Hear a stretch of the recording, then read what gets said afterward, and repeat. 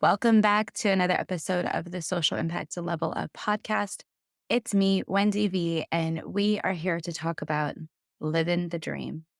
In this episode, I wanted to actually open up a little bit more as your host and to bring you into my world of what is it that I do? Who am I? Where did I come from? How did I get here? All of these really basic questions. And I thought, what better way to do that than to just interview myself? So, in this episode, you'll get to hear a little bit more about me and probably learn a few things that you never knew, even those of you who actually know me pretty well. And today we are celebrating my birthday. In this episode, I really wanted to have this opportunity so that you could hear more about who's behind this podcast, what exactly is the business that I run, or what am I doing here, and how can I really just help to serve all of the people who are in this community. So that's what this episode is about. Stay tuned and let's jump right into today's interview. All right. So, Wendie, you are 43 years old today. You're not afraid to tell people how old you are.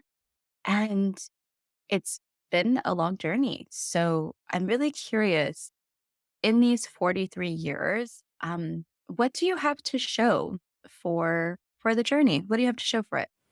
Man, 43 years and what do you have to show for it? That's kind of a hard question. I feel like I finally feel this sense of contentment or that I have my purpose figured out and that I'm in a place to offer to other people. How can you go about figuring out where your place of contentment and your offering to the world is, right? Like, what does that mean? And it took so long to get here because I was so busy, I think, trying to figure out what are those milestones that I needed to hit as a human. And I thought there were these ages that I had to do things by, like I had to get married by this age, or I had to have kids by this age, or I had to have my career advanced by this age so I could be managing people by this age. And all of those benchmarks didn't sort of end up leading me to happiness or didn't really help me feel more fulfilled. And the more that I tried to make them happen, the less that they actually happened. And I realized that by going through this sense of, going into the government and working for a long time at helping nonprofits and schools and other organizations to do this work in the impact space, what I found was that the contentment that I had and the joy that I had was in seeing those grow and sustain themselves. And although it wasn't, my personal mission, it was more my professional mission. It is a mission that I think is my purpose. And so after going through these growing pains in my career, I will say that I detail in season 1 of the podcast, it took me a minute before I could restart after experiencing different types of career hardships that I'm sure a lot of people have experienced, like job loss or discrimination or just the lack of opportunity for advancement or burnout. All of these really common things that happen in the impact space for people who work to help other people and use their career as a way to serve their personal and professional mission. It gets really difficult at some point to keep moving forward if you don't come to a place of contentment or come to a place of happiness with what it is that you're doing. And not only what you're doing, but how you are doing it. And that was the part. It was like that thing, that one right there, that I just felt like, okay, this is not for me anymore. The government piece, the way that it works, the bureaucracy, all of the things, it's just not for me. And I had to really give up a big part of what I considered myself or my identity, because up until then, that had been my professional self.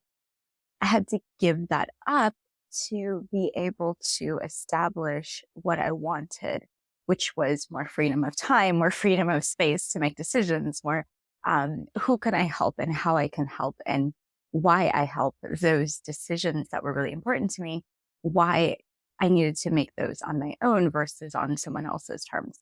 So I think to answer the question, like, what have I accomplished or so what? Like, what have I got to in these 43 years? I think I finally got to a place where I'm able to blend all of the things I want and that I don't want professionally and personally into a lifestyle that makes me happy and that allows me the space to build my network, to connect with others, to support other businesses, to offer to nonprofits that can't afford my services, pro bono services, to be able to work on large scale and small scale impact projects, to think about things strategically and systemically, and to focus on sustainability. Yeah, it sounds like a lot of things happened along the way, but you finally found the right spot to be in to really serve others, which has been really what your purpose has been about for a very long time. So that doesn't surprise me. Now, thinking about where you're going from here, and, you know, do you feel like you're living the dream right now? Are you in the place you want to be? And are you living the dream? Am I living the dream? That's such a I think so. I don't know because the dream changes, right? Like when you're a little kid, you have this version of the dream where you want to be a doctor or a lawyer or whatever. And then you have this version of the dream when you're an adult where you just want to not work behind a desk and like teach skiing or something or have like a hostelria in Costa Rica, which I thought of both. And then now that I kind of feel like I have more of a alignment between my lifestyle and my purpose and what I want to do and how I interact with others and how I connect with my work, I think that it really just is about recognizing that I'm at the place I wanted to be several steps ago. So where I have the podcast and a whole season completed or two seasons completed and where I have clients and I have money coming in the door and I have the work that I want or I have the types of work that I want or the projects that I like to work on or the people who need my help easily find me online. Like those are all places that are for me a privilege at this point because I haven't always had that, right? Or I haven't always had that in my business or even in my journey as a person, just as a professional, haven't always been able to say, I have control over my schedule and my time, or I can choose to or not choose to do this or that. And I think that that is sort of living the dream, but there's more to the dream. And I think that it's on the personal level of continuing to grow and explore as a person, to see what's out there, to feel like there's more opportunities that will present themselves and continuing to be open to it. And having this growth mindset that is something that we talk about a lot in entrepreneurship or as entrepreneurs. But I think the growth mindset part that we forget is that when you're seeing yourself move forward, you have to reflect and realize that you took a while to get there and be thankful for that. And so every moment where there's something scary or every moment where there's some piece of me that has to be extended in my journey, I'm constantly reminding myself of sit down and reflect and be grateful, or sit down and take a moment to be just humble for where you've come to and every single step that it's taken for you to get to this particular point. Because 4 or 5 steps ago, you probably wouldn't have even anticipated that this would be exactly where you would be at the moment. And so as an entrepreneur, as you kind of continue to grow or having this journey that you're on unfold in front of you, it's important to always take stock and be grateful for the places and spaces that you've been in that allowed you to be exactly where you are right now. Growth mindset is so important. When we are really young, it's hard to think about how to move in the right way or go to the right answer or solution for you to get to the next step. having a growth mindset is probably the number one thing that moved the needle forward throughout the process. So I'm not surprised that that came up. And in thinking about all of the places that we've had to grow from or move forward from, what is the thing that you are the most proud of? Oh my gosh. Back in grad school, I was just so surprised to even be there. I think that that's probably where I first started understanding this concept of growth mindset and needing to keep pushing forward. But I didn't have it quite all worked out because there was always this like not having enough sleep, not eating right, pushing forward, feeling like everything was an uphill battle, constantly also wanting to make space to party, I will admit. But it was just so hard to get through that space. And so, although it was difficult and it was a series of moving rapidly forward in my growth trajectory as a human, and I'll say more about that in a second, it really was essential for me to get here to go through that there. And so I guess what I'm really proud of is that I got through it, right? Like that it was possible for me who was let's see, as a Latina in eighth grade, I couldn't even imagine going to college, who had to kind of fight to stay in and get into and be in the honors track when I didn't monetarily or in other aspects really meet the same standards as some of the students, but had to academically to be there and to compete, to go to college, really push myself forward. And so what I'm really, I think, proud of is just being able to do the things that I did, take the steps and the risks and the things that I had to do to get to grad school. But then once I got there, I was like, I'm not going to go just to grad school in California where I grew up. I'm going to go as far as possible to be as competitive as possible in my field. And since I chose social work or had been enlightened to in my internship in undergrad, the fact that I'm really aligned with social work, I thought, how could I make the biggest impact that I possibly can make? And so then I went into the policy level track of social work thinking, I always want to be amplifying, like, how can I get to more people or how can I help more? And so when I got to grad school, I really kind of started finding my voice in this space of helping others and to understand that I was a leader or that I was going to be a leader and needing to step up into spaces of student government or student leadership or to think about how I can, balance my work as a professional, as a social worker in my practicum with my work as a student worker and a researcher in my side job and also still study, right? And so all of these things had to happen. And it was this very rapid growth trajectory. And then come the second year when I took a lot of very challenging classes, which have all served me very well over the course of my career, I ended up moving to Uganda for 6 months to do field research and to look at the needs of schools who were being funded and supported by a Catholic parish and to really think about what community needs and how does that work. And it was the first time in my career that I had been challenged to actually sit down and think about community and perspectives that weren't yours, but that you were the guardian of, or that perspectives would be offered to you as someone coming to document things like needs, and that you had to be a good steward of. And it was one of the first times that I truly understood service leadership. What does this mean? This concept to be not one of, but to be a representative of.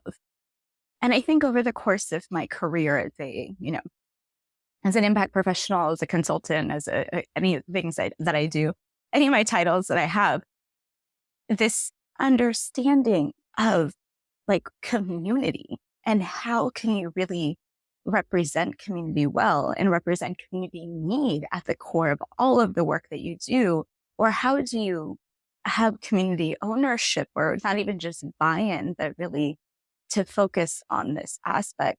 of the work, this has always been something I'm not only fascinated about, but continuing to understand how to grow into as a person and as a professional. And I think that we all should be understanding of this if we're in this impact space, because it's it's the people that we serve, it's the communities that we serve, it's the folks who need the help that really are the people who, kind of are in charge. And so it's always, as somebody who is a leader or who has a big voice or who has, the power, the privilege to represent others, it's always about how do you understand and know more, to know that at a deeper level, so that then when you are when you're actually doing the work that we do, you can accurately make decisions and you can also represent the best interests of the people that you serve. Yeah, absolutely. Oh my gosh. The moment of coming back from traveling abroad in Africa and graduating and having all these things happen, like a career start and a fellowship and all this stuff in 6 months. It's so reminiscent of the first story where all of the job transition stuff like happened in the first 6 months of your journey as an entrepreneur. So it's kind of interesting because there's almost like this 20-year gap. Oh, sounds rough. 20-year gap of like parallels between the first time this all went down and the immediate amount of growth and like change that happened at once.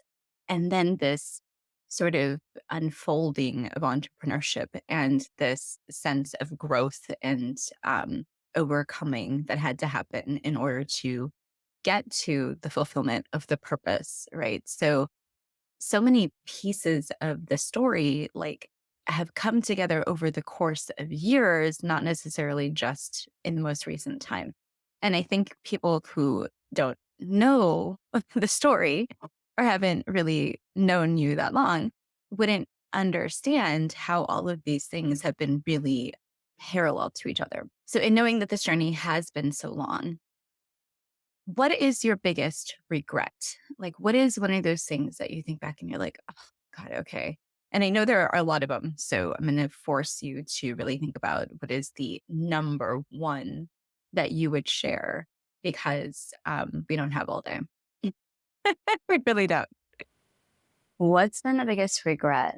I think like just not believing in myself really enough, not understanding my power, not stepping into my power. People say that all the time, but for me, it was just a really fearful place of thinking that I needed to have somebody else provide my paycheck to pay me, that it was impossible to build a business. I didn't even know before 2018 how to make a business or how to start a business. I had no concept of what generating your income meant and how can you bring in more income, or what are the steps that you can take in order to make these things possible for yourself. And now I recognize coaching people through that initial discovery process of packaging services and pricing services, and to really connect with their deepest why and be able to answer those questions for themselves of how much is this worth. It's a lot about breaking down the barriers and being ready to break down some of those barriers, like to really be able to ask yourself some critical questions and then to have these answers that you explore with yourself over time. And you're not always ready to do it linearly. And so that's why having a coach sometimes, like, especially if your coach's processes are already linear, it's like, okay, let's go from here to here to here. Like sometimes some of my processes are, some people are like, whoa, I'm not ready for that yet because I'm still like over here. And I think that that's one of the benefit I found of having coaches or having people that you work with is even if you're not ready for it, having tools or resources, just someone who's coming up and saying, yes, yes, but you need to go there because you need to get ready for it because it's going to come up. And somebody who's gone there before you to be able to offer those things to you is really important. So I think that although I regret waiting, I understand that I was probably even when I first sought coaching, just barely ready to be receptive of that feedback. That is part of the coaching process that allows you to be in the growth mindset, that allows you to make the changes or take the steps or build the foundation that you need to make to build a business or to move forward. And over time, I came to understand that part of the problem of me not moving forward was myself, and that I need to get out of my own way. And that realization came to me when I was actually being attuned to Reiki for Reiki 2, the advanced practitioner Reiki. And in the process of undergoing this attunement to energy healing, I had a kind of awakening or understanding that the way forward for me was to get out of my own way. And so it was a very pivotal moment, I think, where I feel like it happened at the right time. And then after that, the continuing of the unfolding or the unraveling or the breaking down of what used to be happened for a long time, for probably about a year and a half, until it finally came to a place of settling or, after that, really moving forward. So I think that in in my journey as an entrepreneur and in my journey in the beginning of my career, when I was first a fellow in the federal government and learning all this impact stuff, those things do have parallels, and they do have the sense of this intense amount of moving forward quickly and needing to adjust and understand, and to also take the things that I already had learned and known to be true and moving those forward with me. And how can I package them, and how can I use them? How can I scale them? How can I use them now as an entrepreneur to help to serve other people, to help to support them, to find their purpose and to fulfill their life's mission the same way that I have. And so I think that that's really where I'm at right now. I think that a lot of people can resonate with this idea of lost time, or feeling like time has been wasted somehow, or that something has just not, I guess, when it unfolds on its own natural timeline, it doesn't seem fast enough for you. And I think that there's always these moments where you want things to speed up. But in retrospect, it's often, I guess, more that you see how the unfolding at the right time happens, right? So thinking about things needing to be faster, it's not always really necessarily the case. So in moving the needle forward on what you're trying to do, what do you think is next? What are the next steps for you? The next steps for what you're trying to accomplish, not only in your business life, but also in your personal life? Where are you going from here? And what is the next year going to bring for you? Yeah. So, what are the next steps for me in scaling and growing is to really think about the community that I want to build around the collective, especially the social impact level of collective, which is this podcast, a newsletter, anything I do with any of my clients, all of the people who are part of this world of impact makers and change makers, and to get some certifications under my belt as a business, the women-owned business, the minority-owned business certifications from the federal government, and move forward into sort of getting everybody together. I think I see things like educational opportunities or places for people to co-plan projects or to learn from each other or to connect around different aspects of social impact work. And I really want to be able to offer the container for those things to happen. And so in my vision of the podcast and where all of this fits and what's next is all about moving into the next phase of what the collective can be as a community and what I need to be a vehicle for change. Scaling and sustainability and growing as an entrepreneur are really important steps. And of course, certifications are big, important steps as well. Anytime you're growing any kind of entity, always thinking about those pivotal pieces or building blocks that you can take and put in place year after year to really get to where you are. And I think that, people might have seen, building your website or launching social media channels or launching your LinkedIn newsletter that's now at 10,000 subscribers, like those all took little pieces or building blocks. And often when working with clients, there's sort of this breaking down of the strategy to put the pieces in place, but you can't go straight to like copywriting or trademarking or to some of these more complex pieces until you have those building blocks in place, until you have the thought processes and the processes in place. And so it's, of course, scaling is the next step once you have some of those fundamentals and they're available to you to leverage to get to that next phase. So as an entrepreneur, obviously every day matters, and every day forward that you can go can help to grow whatever it is that you're doing. So what makes you do what you do every single day? Why do you do what you do every day?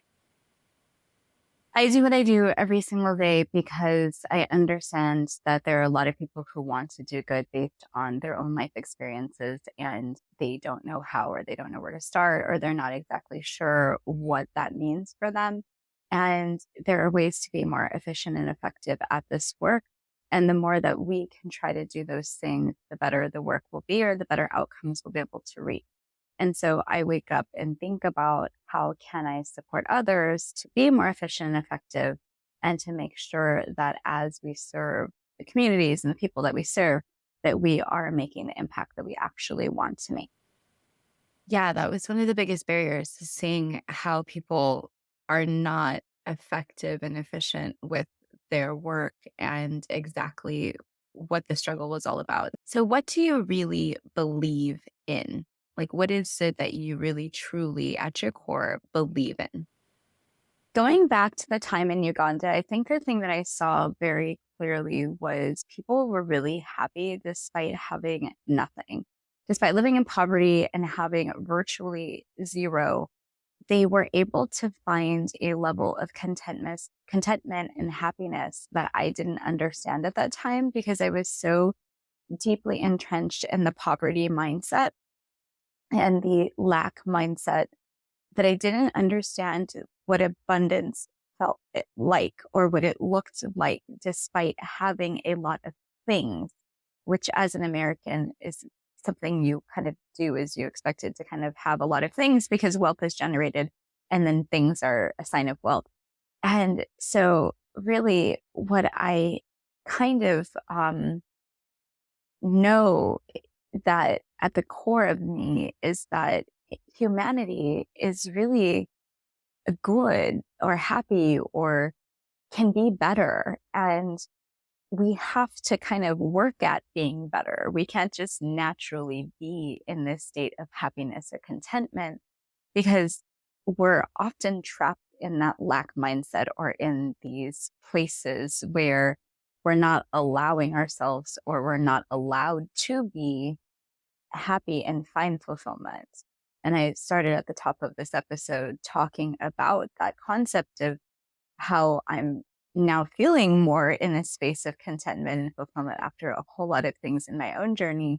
But I think that what I saw, particularly at that time of coming back after being for 6 months living in Uganda in a village with no power and no water, was that people can really feel that same sense of fulfillment and contentment without having the material things that I'm used to having access to. And yes, it is sort of first world problems not having power and water and all the things that we like. But it was very much a thing for me to break down and see the core of what humanity is, and to know it at my core that I do believe humanity is good, and that I do believe that people have had to and have been forced to take advantage of situations or each other in order to move forward, because the systems and the ways that we have been kind of forced as society to interact. And I believe that we can get past these things. However, it does take a lot of effort, and it does take a lot of time, and it does take a lot of investment, and it also does take a lot of people giving and sharing power. So all of these things are a lot to ask, I think. And sometimes, even though I know this at my core, that these are truths, Sometimes I'm very cautious on how I understand them to be true and expect others to operate within that truth. Yeah, after the time in Uganda, I think that you're right. The understanding of humanity and that people can do better is kind of a fundamental, and how to do better is really the question. And still haven't resolved that one quite yet, but working on it, working on it. So, the next question is, where do you find your sanctuary? Where do you find respite? How do you recharge? My sanctuary is absolutely my dog. And anytime that I need respite, I just grab her and bury my face into her fur, and everything is better. But I also love to just be outside, be with nature. And over time, I recognize that these are things that are foundational for me. And so, in my own wellness recipe, which you'll hear me talk about sometimes on the podcast, how do we transform our well-being as people? It's not only about the foundational pieces of wellness that we like to engage in, or that are we're sort of used to in our routine, but it's also about the things that stretch us and help us to grow. And so I'm always thinking about, not only I love to be outside in nature, I love to do like physical activity and work out and all of those things. But beyond those things, I also like to explore new cuisines, explore new countries, look at different ways that I can push myself to experience new things in the world. Like maybe I'm going to go climb Mount Kilimanjaro one day. Maybe I'm going to, I don't know, I've already been on safari several times. Like there are things that I just pushed myself in the past to do that are also part of my wellness recipe, because those are the parts of the growth mindset that really are putting into action all the time to make myself sort of a better, more expansive person. So, what I'm looking forward to moving into the future is being able to offer myself more of those experiences on my timeline when I want to, or when I feel the need to recharge and to be able to come back and serve others. The need to put my other pieces on back burner or pause to go and take care of myself and my own well-being. Yeah, absolutely. Wellness is an essential part of any entrepreneur's journey, and committing to that over and over and over again, making sure that it's front and center and it's part of how you're able to continue to show up to serve other people. That has come through again and again in this podcast season. And it absolutely is something that is so important for a lot of people to get a grasp on and to be able to move forward with their work. So absolutely want to maintain the foundations of the wellness recipe, but also thinking about in the new next year or next 5 years, whatever that is, how can I continue to push forward on those pieces that are the higher tier of the wellness recipe, that growth, or that the growth mindset pushing activities that can really make you move forward. And I'm like not surprised that things like climbing Mount Kilimanjaro are sort of on that list of like, what could I possibly do in this next period of my journey, right? What else is there? I don't know yet. We'll see. So you've seen a lot. 43 years is obviously a long time, and wondering now what really bothers you still, and what are you doing about it? What exactly have you done to change that? What still bothers me is privilege. And I know I mentioned it a couple of times in this episode, but I have seen it more and more times than I care to. And I've also experienced it in myself and had to check myself for even the privileges that I have as a light skinned Latina, as an American, as someone of whatever means I've had, as someone who's been able to pay off their student loans, or to get $100,000 degree, or to do the things that I've been able to do. You know, there's a lot of privilege. And I think that sometimes um, what we don't do is to really acknowledge it and to move forward. And so what I've had to do about it in my own world is to understand that there's always this push and pull factor of knowing and accepting that you have privilege. And then sometimes, as a person who doesn't always have privilege, when you do have it, being able to use it to your advantage to get to the next level of where you need to go. So whether that's having a degree and being able to apply to the programs that I've applied to and gotten, or understanding how grants work and being able to apply to various programs that support minorities or minority owned businesses and being successful. Those are the kinds of things that I recognize are a privilege, and they're something that I own, right? That's for me, but not everybody does own and understand their own privileges. And not everybody is in a space where they can do anything about it, right? And so I think that what I've done is to be able to not only see the privileges, but also to then help myself to really hone in on what are those action steps that I need to take to change the things that need to be changed in order to operate in a way that I'm sharing power, sharing resources, or not coming from a space of privilege all the time, but are recognizing when I can use privilege to help other people. Yeah. And sometimes also help myself. That definitely is the biggest change since the 20s into like this realm of time is how to take the lessons that are happening daily and reflect on them and actualize the learning in the process of your daily life quickly, right? To turn that growth around and to be able to move forward. So it is a journey. And I think with privilege, that is always one of those pieces that anytime a new example comes to life, where you can see the patterns that you can break as a human, there's some room there to really grow into this next version of yourself. So exercising the humility and empathy is really, really important to growing as a person, I think, which I've learned over the past 20-ish years. So, the last question for this interview for you is really about, and of course, this is for you, meaning me and ourselves. But if you had 1 year left, and I know that you reflected on this a lot recently, but if you had 1 year left, what is it that you would spend your time doing? And knowing, yeah, that this is really a big part of your why and kind of probably what we talked about earlier in this interview. Yeah, I've had a lot of health scares over the course of my journey, and which is why I'm always in a space of looking for wellness solutions or looking at wellness as a big part of my path.